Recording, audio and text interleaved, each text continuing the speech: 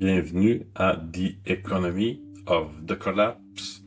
Aujourd'hui, on va parler de l'épisode 3 là, d'influence, de ressources stratégiques et de dépendance.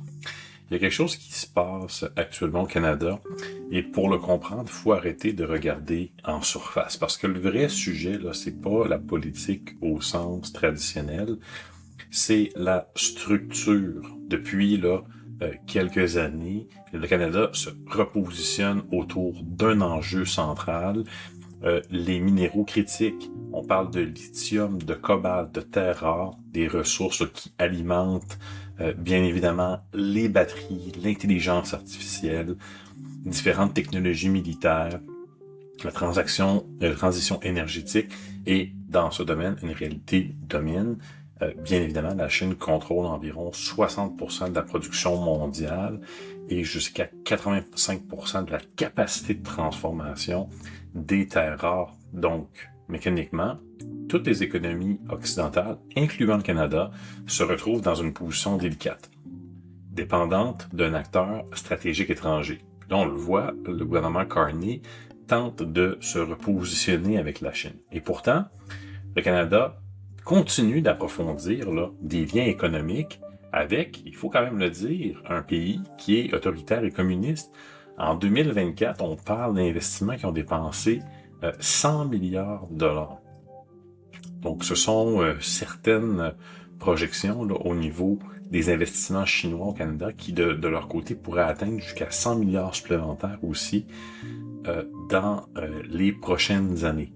On a vu, McCartney a dit un nouvel ordre mondial à la dernière visite. Donc, on se retrouve à une position, là, une situation assez paradoxale pendant que nous avons des tensions géopolitiques importantes et une interdépendance économique croissante aussi avec ce partenaire. Maintenant, allons un peu plus loin, là. Parce que les ressources, ce n'est jamais juste des ressources. Pour exploiter une mine, il faut des routes, de l'énergie, des infrastructures et, qu'est-ce qui a été annoncé? Des corridors de transport. Et tout ça payé par les Canadiens pour se rendre à une mine qui est propriété d'une compagnie chinoise étatique.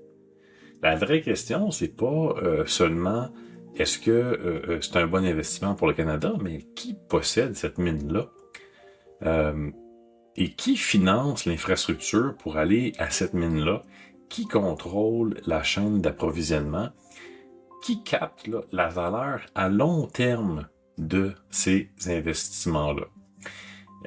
Et c'est là que la notion d'influence devient particulièrement intéressante. Parce que l'influence moderne ne passe pas toujours par un contrôle direct.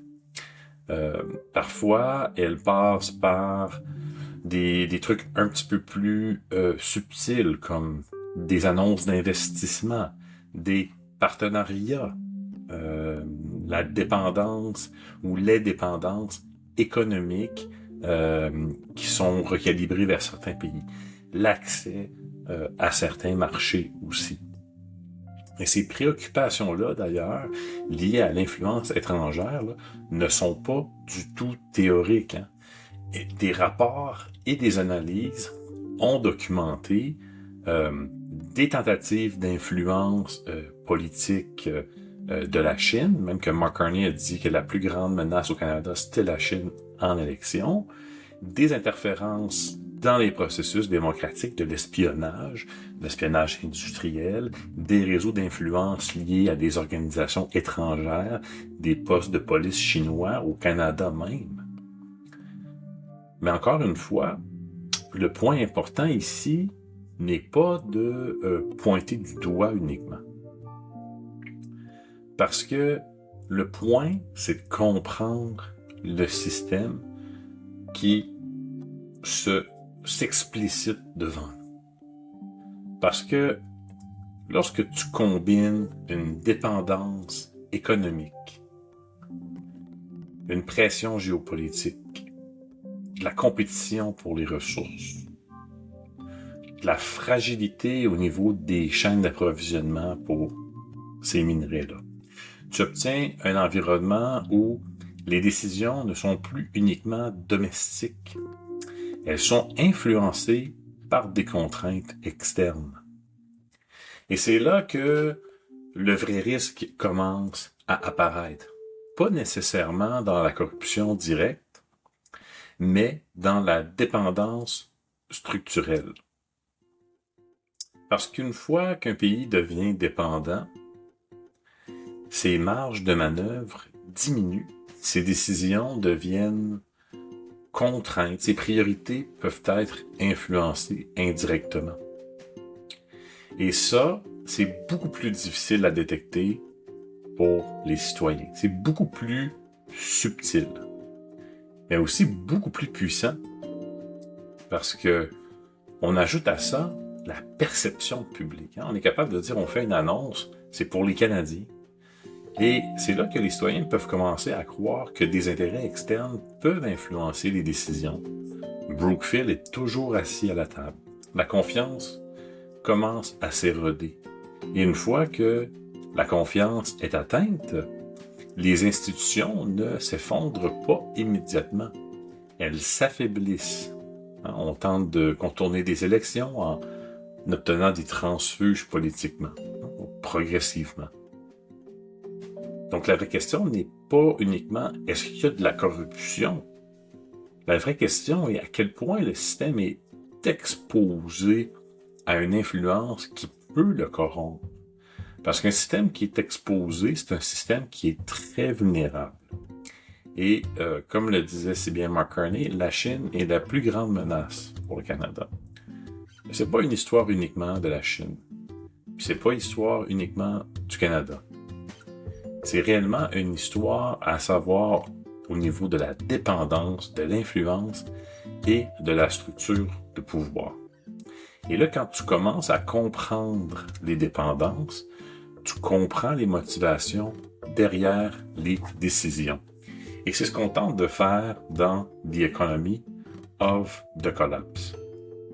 Et je pense que là, on le voit très clairement avec l'annonce justement de cette route-là. Et quand on la prend en elle seule, on se dit, ben, c'est merveilleux, on a une belle annonce, on a une belle route qui va se construire, ça va créer des emplois, puis évidemment, c'est comme ça que c'est présenté. Mais on met pas l'emphase sur le fait que cette route-là mène nulle part autre que à une mine. Et cette mine-là, elle nous appartient pas. Elle appartient à même pas à une compagnie d'investissement ou à des individus, des Canadiens qui tentent peut-être de faire de la business, là, qui reçoivent des subventions. On parle de l'entreprise étatique, d'un gouvernement communiste autoritaire. C'est quand même notable. Et là, quand on met ça en perspective avec la multiplication des voyages en Chine de Mark Carney, c'est quand même troublant. Le fait que Brookfield soit assis à la table de ces voyages-là, c'est quand même troublant. Le fait qu'on parle d'un nouvel ordre mondial, c'est quand même troublant. Et là, on se dit, bon, à quel point est-ce que tout ça est déclaré au commissaire à l'éthique dans un contexte où, évidemment, à chaque fois que ces investissements-là génèrent des profits, ben, directement et indirectement, le premier ministre Carney va en bénéficier. Donc c'est là que ça soulève quand même beaucoup de questions. Puis il va falloir là, suivre cette situation-là avec beaucoup d'intérêt, là, parce que définitivement, on a su que le commissaire à l'éthique, puis le dévoilement des intérêts, les registres, tout ça, les retraits de vote, le mur de Chine aussi au niveau de la prise de décision n'ont pas été suivis jusqu'à présent. Donc, ça va être important de regarder ce qui va se passer dans le futur à ce niveau-là et de s'assurer que le Canada ne devienne pas...